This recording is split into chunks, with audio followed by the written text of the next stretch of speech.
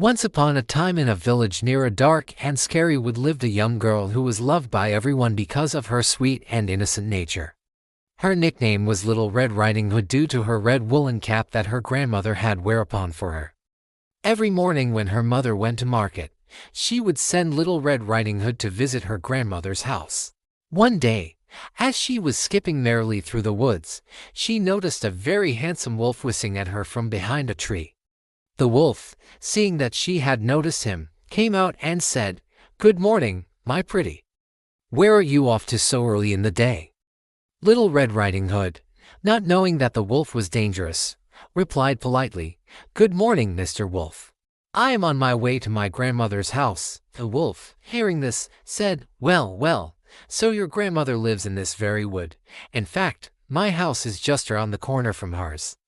Why didn't you come over and play with my little wolf cubs before you go to your grandmother's house?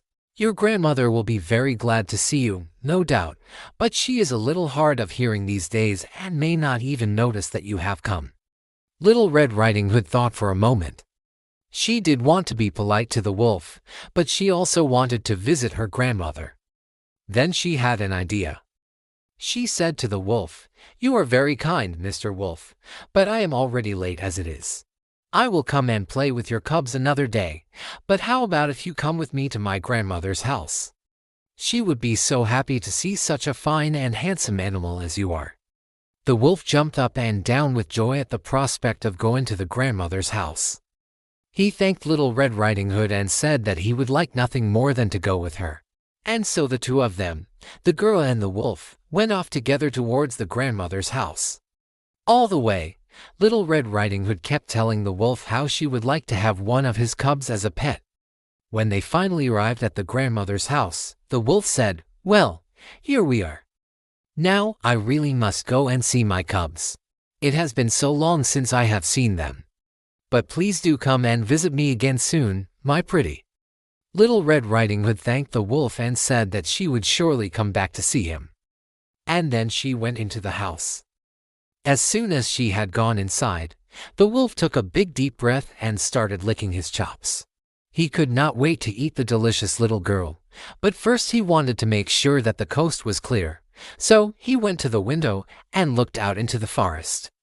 Seeing that there was no one in sight, he quietly crept into the bed and lay down, pretending to be a sick wolf. A few moments later, the grandmother came in and seeing the wolf in bed, she asked Little Red Riding Hood to come and have a look. "Oh my goodness," cried Little Red Riding Hood when she saw the wolf. A wolf in grandmother's bed. How could this happen? The wolf pretended to be very sick and weak. He closed one eye, then the other, and finally gave a big sigh and said, "Oh dear, I am afraid I am going to die." Now, Little Red Riding Hood was a very innocent and naive girl, but she was also very sweet and kind-hearted. She did not want her grandmother to be eaten by the wolf, so she decided to do something to help him. First, she went to the window and looked out into the forest to see if anyone was coming.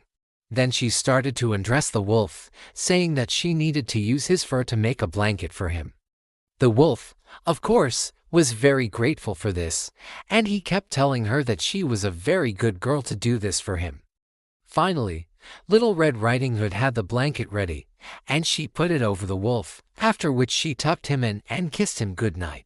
The next morning, when the girl's mother came to visit, she found Little Red Riding Hood and the wolf both fast asleep in bed. To be honest, she wasn't all that surprised to find a wolf in bed with her daughter, because this sort of thing happened quite often in their house. So she didn't ask any questions.